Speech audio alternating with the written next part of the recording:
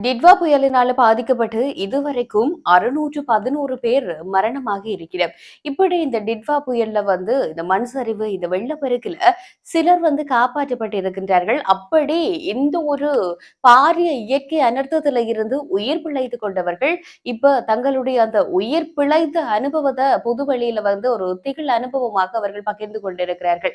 உண்மையிலேயே இது மிக மிக பெரிய ஒரு திகில் அனுபவம் தான். காரணம் என்னென்று சொல்லி சொன்னால் இந்த டிட்வா புயல்ன்றது ஒரு சாதாரணமான ஒரு இயற்கை அனர்த்தமா நாங்கள் கடந்து விட்டு போக இயலாது. இலங்கையை பொறுத்த வரைக்கும் இது இரண்டாவது மிகப்பெரிய அனர்த்தம் அப்படி என்று சொல்லி நாங்கள் கொள்ள வேண்டும்.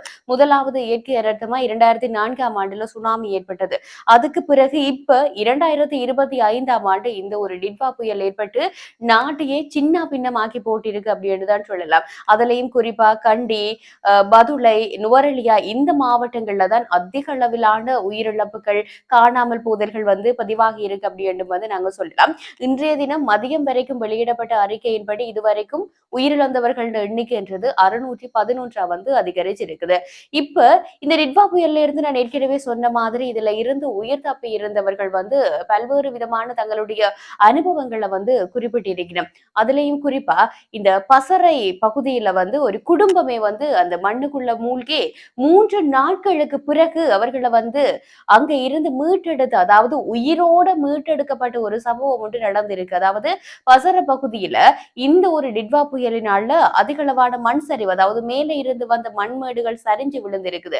அதுல ஒரு குடும்பம் சிக்கி இருக்கு. அதாவது என்ன நடந்திருக்குன்னு சொன்னா, ஒரு வீட்டுல 3 பேர், அதாவது கணவன், மனைவி மற்றும் அவருடைய பிள்ளை அப்படின்னு சொல்லி 3 பேரும் இருந்திருக்கிறோம். இவர்கள் 3 பேரும் என்ன செய்திருக்கிறோம் என்று சொன்னா, அந்த வீட்டுல இருக்கிற ஒரு சமையல் அறையில இருந்திருக்கணும். அந்த சமையல் அறையில அவர்கள் நின்றிருந்த தருணத்துல தான் அந்த மேல இருந்து மண் சரிஞ்சு விழுந்திருக்குது. அப்ப இவர்களுடைய முழு வீடுமே மண்ணுக்குள்ள புதையுண்டு போயிருக்குது. இந்த ஒரு சமையலறை பகுதி மட்டும்தான் ஒரு மீதமா இருந்திருக்கு. இதைத்தான் நாங்கள் சொல்றது கடவுள் இருக்கிறார் அப்படி என்று சொல்லி சில சமயங்கள்ல எங்களால உணர முடியும் அப்படின்னு சொல்லி. அதனாலதான் அந்த வீடே மூழ்கி, அந்த வீடே மண்ணுக்குள்ள புதைஞ்சு போயிருக்குது. ஆனா அந்த ஒரு சமையலறை பகுதி மட்டும் மூழ்காம, அதாவது அந்த மண்ணுக்குள்ள புதையுண்டாம இருந்திருக்குது.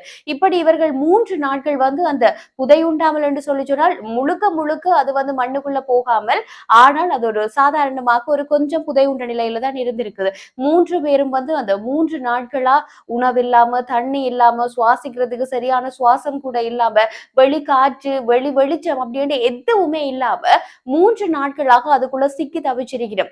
அதுக்கு பிறகுதான் இந்த மீட்பு பணியினருடைய சத்தம், அந்த இயந்திரங்களினுடைய சத்தம் கேட்டு இந்த குடும்ப தலைவர் குணபாலு அப்படின்னு சொல்ற இந்த குடும்ப தலைவர் என்ன செய்யறாருன்னு சொல்லி சொன்னால், உடனடியா அதுல தெரிகிற ஒரு சிறிய ஒரு துவாரம் ஒன்று தெரிஞ்சிருக்கு. அந்த துவாரத்தின் வழியாக அவர் என்ன செய்யறாருன்னு சொன்னா, ஒரு கரண்டி எடுத்து அதனால சத்தம் போட்டு உடனடியா அந்த மீட்பு படையினர் உள்ள இறங்கி இந்த 3 பேரையும் உயிரோட காப்பாத்தி இருக்கிறோம். உண்மையில இது எவ்வளவு பெரிய விஷயம் அப்படி என்று சொல்லி சொன்னால், அந்த 3 நாட்களாக எதுவுமே இல்லாம இருந்த ஒரு குடும்பத்தை உயிரோட மீட்டிருக்கு அப்படி என்று சொல்றது மிக மிக ஒரு பெரிய விஷயம். இந்த விஷயத்தை பொறுத்த வரைக்கும் நாங்கள் கடவுளுக்கு நன்றி சொல்லணும். என்னன்னு சொன்னா, இப்படியான அனர்த்தங்கள்ல தான் கடவுள் இருக்கிறாருன்னு இந்த சில சமயங்கள்ல எங்களுக்கு உணர தோணுது.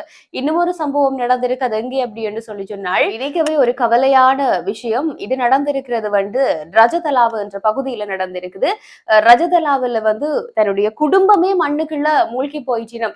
எப்படியாவது என்னுடைய பிள்ளைன்ற கை எங்கேயாவது மண்ணுக்குள்ள இருந்து தெரியுமா, இல்லை என்று சொன்னா என்னுடைய மனைவியினுடைய ஆடை மண்ணுக்குள்ள இருந்து தெரியுமா அப்படி என்று சொல்லி குடும்பஸ்தர் ஒருவர் மிகவும் கவலையா, நெல்சன் என்கின்ற அந்த குடும்பத்தவர் மிகவும் கவலையா அந்த இடத்தையே சுத்தி சுத்தி வார ஒரு விஷயத்தை நாங்க பார்த்திருந்தோம். நாங்கள் என்னன்னு சொன்னா, அவர் பிறிதொரு இடத்துல பணிக்காக போயிருந்த நேரத்துல அவருடைய குடும்பத்துல அவரினுடைய மனைவி, அவரினுடைய மகள், அதோட மாமனார், மாமியார், மைத்துனர் அப்படின்னு சொல்லி ஒரு குடும்பமே மண்ணுக்குள்ள மூழ்கி போயிருக்கு. இன்னமுமே அவர்களை அந்த இடத்துல இருந்து எடுக்கல. அப்ப தன்னுடைய குடும்பத்தை அந்த இடத்துல இருந்து எப்படியாவது எடுத்து தாங்க, எங்கேயாவது என்னுடைய பிஞ்சு குழந்தை என்ற கைகள் தெரியுமோ, என் மனைவியினுடைய ஆடை தெரியுமோ அப்படின்னு சொல்லி அவர் ஏக்கத்தோடு அந்த இடத்தையே சுத்தி சுத்தி வந்து கொண்டிருக்கிறார்.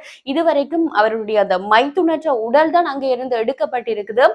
இன்னும் மற்றவர்களுடைய சடலம் அங்க இருந்து எடுக்கப்படையில, அவர்கள் எங்கு அப்படி என்றே தெரியல. இது மாதிரியாகத்தான் இன்னும் ஒரு கிராமமே மண்ணுக்குள்ள புதையுண்டிருக்கு. அதுக்குள்ள எவ்வளவு பேர் இருக்கிறோம் அப்படின்னு சொல்லி இன்னமும் விவரங்கள் தெரியல.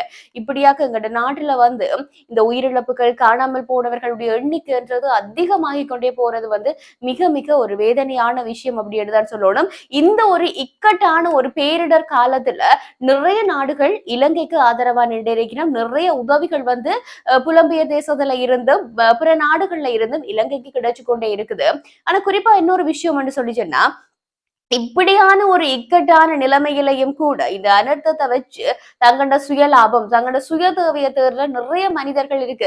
இந்த ஒரு அனர்த்தம் யார் நல்லவர்கள் யார் கெட்டவர்கள் அப்படின்னு சொல்லி மிக தெளிவாக படம் போட்டு காட்டி இருக்கு அப்படின்னு சொல்லியே நாங்க சொல்லலாம். காரணம் என்னன்னு சொன்னா இந்த ஒரு இக்கட்டான நிலைமையிலையும் சனத்தின் காசை அடிச்சு தங்கண்ட அதான் ஊரை அடிச்சு உலகில போடுற மாதிரி நிறைய பேர் நிறைய வேலைகளை செய்து கொண்டிருக்கிறதை நாங்கள் பார்க்கக்கூடிய மாதிரி தான் இருக்குது. இன்றைய தினம் ஒரு எச்சரிக்கை, அதாவது மின்னல் தாக்க எச்சரிக்கை மக்களுக்கு விடுக்கப்பட்டிருக்குது. நீங்கள் சாதாரணமாக கடந்து போக வேண்டாம்.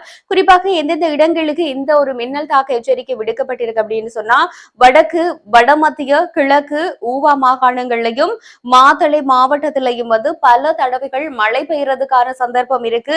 அதே மாதிரியாக சில இடங்கள்ல அதாவது மேல் மாகாணம் சப்ரகுமு மாகாணம் காலி மாத்தறை மாவட்டங்கள்ல சில இடங்கள்ல கடுமையான மின்னல் தாக்கங்களோட கூடின மழை பெய்யக்கூடிய வாய்ப்புகளும் இருக்கு. ஆகையினால யாரும் கடந்து போகாதீங்கோ. இந்த நேரத்துல நீங்கள் வீடுகளுக்குள்ள இருக்கிறது தான் மிக மிக பாதுகாப்பான விஷயம். மறந்தும் கூட நீங்க வெளியில போயிடாதீங்க அப்படின்றதுதான் இப்ப விடுக்கப்பட்டிருக்கிற மிக மிக பெரிய ஒரு விஷயமா இருக்குது.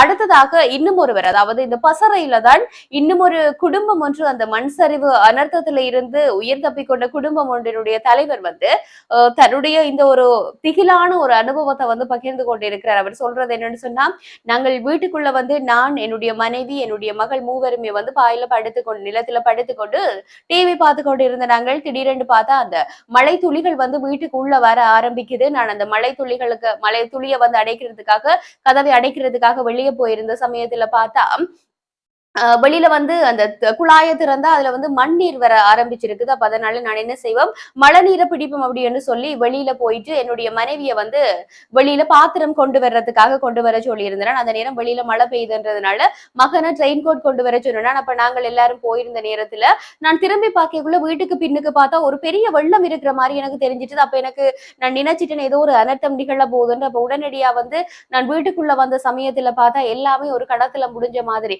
என்னுடைய மகளும் மகனும் வந்து வெளியிலேயே அந்த மண்ணுகளுக்குள்ளையும் மரங்களுக்குள்ளையும் கற்களுக்குள்ளையும் அவர்கள் சிக்கிவிட்டார்கள். உள்ளுக்குள்ள என்னுடைய மாமியார் என்னுடைய மனைவி என்னுடைய குழந்தை அப்படின்னு சொல்லி எல்லாருமே உள்ளுக்குள்ள சிக்கி கொண்டுட்டினும் நான் நினைச்சேன் எல்லாமே முடிஞ்சிரும் அப்படின்னு சொல்லி. ஆனா கடவுளினுடைய ஒரு அனுக்கிரகத்தினால வந்து எதுவுமே நடக்கல. நான் உடனடியாக என்னுடைய பெயரை சொல்றதுக்கு ஏதாவது குடும்ப வாரிசை வந்து காப்பாத்துவோம் என்று சொல்லி யாரை காப்பாத்துறதுன்னு கூட எனக்கு தெரியல. உடனடியா நான் என்ன செய்தேன், இந்த வீட்டுக்குள்ள விழுந்திருந்து என்ன பச்சை குழந்தைய இழுக்கிறதுக்கு கூட எனக்கு மனசு வரையில ஏதாவது நடந்துருமோன்னு சொல்லி உடனடியா வழியில போய் என்னுடைய மகளையும் மகனையும் வந்து நான் அப்புறப்படுத்தி அவர்களை இன்னும் ஒரு லயத்துக்குள்ளால அனுப்பி அவர்களை பாதுகாத்துறான். திரும்ப உள்ளுக்குள்ள வரையக்குள்ள வந்து நான் நினைச்சேன் எல்லாமே முடிஞ்சிடும் என்று சொல்லி. ஆனா இன்றைக்கு கடவுளின் ஆசையோட வந்து நாங்க இருக்கிறோம். என்னுடைய மகனும் மகளும் வந்து போனதால மற்ற வீட்டுக்காரர்கள் என்ன நடந்தாலும் பரவாயில்லை, எல்லாரும் உயிரோட இருந்தா சேர்ந்தே இருப்போம் அப்படின்னு சொல்லி இன்றைக்கு நாங்கள் வந்து உயிரோட இருக்கிறோம். ஆனா எங்களோட இருந்த பலர் இன்றைக்கு இல்லை அப்படின்னு சொல்லி ஒருவர் வந்து தன்னுடைய இந்த ஒரு திகிலான விஷயத்தை வந்து பகிர்ந்து கொண்டிருக்கிறார். ஆக இப்படியாக எங்களுடைய நாடு இழந்தது ஏராளம். இன்னமும் இறப்புகளினுடைய விவரம் முழுமைப்படுத்தப்பட இல்லை. இப்படியாக ஒரு சோகமயமா தான் இப்ப இலங்கை இருக்கு அப்படின்றது மிக மிக வருத்தத்துக்குரிய ஒரு விஷயம் தான். இதோட இந்த காணொலியை நான் முடிச்சு கொள்ளுறேன். இது மாதிரி இன்னும் ஒரு காணொலியில பேசிக்கொள்ளுவோம். நன்றி உறவுகளை.